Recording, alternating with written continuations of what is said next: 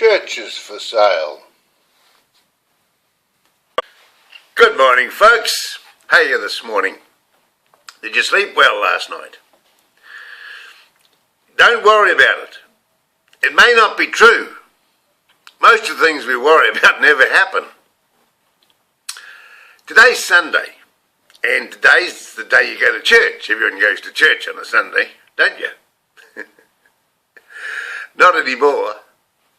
They're selling the churches. There's going to be heaps of churches for sale all around New Zealand. Most of them are going to fall down in earthquakes. They won't be able to strengthen them because no one goes to church anymore. And it's sad, isn't it, really? I went to church for about 25 years by myself. My wife doesn't go to church with me. But I was a Christian, so I went along to church and sat there and listened to all the boring stuff. Some of it was good, but most of it's boring. They've never changed, the churches, you see. They've still got the old hymn books and stuff like that, and young people today are not interested in that. I used to go to the churches. I went around all the churches after I'd been sitting in a couple of them for a long time. I went around all the churches, and they'd say, well, the children come up for the morning talk, and about one or two children would go up the front, you see. And I thought, that's why they're selling the churches, because no one goes to them. They look nice, they look very good, but no one goes to church anymore. I was going to go this morning. I thought I'd go to the old church, the Chalmers Church, historic churches for sale. Yeah, a Chalmers Church in town. I thought I'd go there and have a look and see how many people were there. But still wet and cold. No, why should I go out to church? I can pray here. I'm a Christian, bloody good Christian too. What I thought I'd do this afternoon is go into the Kensington Mental Hospital. There's a lot of, I was in there for 6 days a while ago, and I want to go in there and meet some of the boys that were there. I met some nice people there, and I would just thought, they don't get any visitors in the mental hospital, so I thought I'd go in this afternoon and pray for a few of the boys that are still there. You know what I'm saying? That's what I'm going to do. In just a minute, I'll see what else I'm going to do. Yeah, talking about churches again, there's a bloke called Tamaki. He's pinched my name. He calls himself Bishop Tamaki. He's a Maori boy from the North Island. And he started this church, you see. He started preaching. He's a pretty good talker. So he started preaching, and people listened to him. And he grabbed a hold of the Bible, and he said, listen, you have to give 10% of your money to the church. So it's a bloody good deal. He gets most of the money because he's the chief, you see. And 10% is compulsory. Well, that's how he built the church. And of course, he'd get all these little Maori boys, they were having a bit of a hard time, and convert them to Christianity. Now, he was doing a good job, I'm sure, and I'm sure his heart's in the right place. But it's not on, is it? You can't appoint yourself as a bishop. I'm a bishop. You can't change that. I was given the name when I was born. But this guy Tamaki, what's his name? I don't know what his first name is, but he's rich, very rich, because he gets so much money, 10% of everyone that goes through his church, and he wants to build schools and all sorts of things, and there's nothing wrong with that. But he's got something that the other churches haven't got, and that's why the old people are not changing.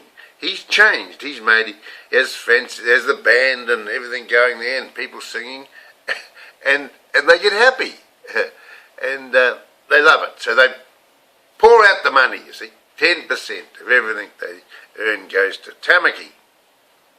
Brian, that's his name, Brian Tamaki, that's the fella. Yeah. I met his brother here once in Timaru. He came down and he spoke. He had leather jackets on and stuff like that. Had motorbikes, you know. Not a very good speaker, but I sat there and listened to the guy. Yeah, okay, just a minute. Yeah, I went round all the churches. There's some funny churches around. I went to this Jehovah's Witness. You heard of them? Jehovah's Witness. Well, I went. I had an Auntie May, and she lost her husband, or they divorced or something. I don't know what happened. But anyway, the Mormons, not the Mormons, what do they call them? Jehovah's Witness. They go door knocking, you see. They go around and knock on doors.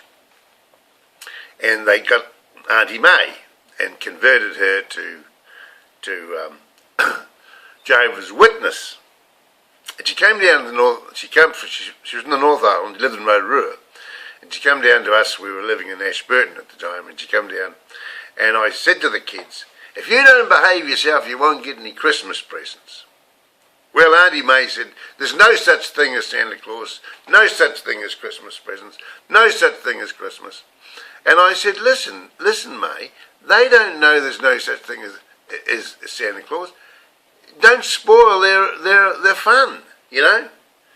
And that's what they're like, these Jehovah's Witnesses. They have some strange, funny ideas, you know. They'd come round home to Margaret. Margaret talk away with them for hours. Margaret loves their company because they're nice people, you know. And they don't ram too much religion down your throat, but they got some strange ideas. One of the, I think it was, yeah, one of my brother's had a son, Willie. Willie's my brother's son. He's my nephew. And he came religious. He Mormons, but he switched off from his parents. He doesn't acknowledge them now. He just ignores them, you know. He's gone away from the family, and I growled at these Jehovah's Witnesses when I went there. I said, "You're breaking up families, you know. You can't do that." And oh well, that's religion, isn't it? My father used to say, "Never talk politics or religion. Never talk politics." You know what people talk about all the time? Politics and religion. That's the favourite subject. Politics and religion. Yeah. Oh well, we're all different. And God knows what He's doing. He knows what He's doing. He said in the Bible He's going to blow the whole place up anyway. That's what the Jehovah's believe. It's all going to be finished. We'll go up and smoke. But I said to my Jesus, I carry Jesus around with me all the time. And I said to Jesus, "Listen, I don't care. You're in charge. You're going to blow it up, blow it up." But you're running my life, and things are pretty good at the moment. I'm happy. Got a nice heater going here alongside me. Had a nice breakfast this morning. So listen, it's Sunday today. Pray to God. Don't try and do it yourself. Get God to do it. That's what I did. I struggled for years to try and work out how to live. And everything used to go against me. But now now that I'm a Christian, I just give it to Jesus. I say, "Listen, Jesus, you look after that. This is too hard." You know. Oh well, we have a good time. Look, you can only live in the now. You can't live in the past because it's gone. Nothing that happened yesterday you can't change. No matter how hard you try, you can't change. You said the wrong thing, you did the wrong thing. I put videos up here, people complain about them. Take it off, they say. Take it off, they say. No, I'm not taking it off. You know why? Because I'm recording history. I'm recording my life. This is my life, not yours. And if somebody puts it across me, I'll tell you. And I won't apologise if they put it across me, and a few people have. I'm talking about my life. This is my video. Okay? It'll be there. And when I'm dead and gone, they can play it over and over and over. So this is what it was like in 2013.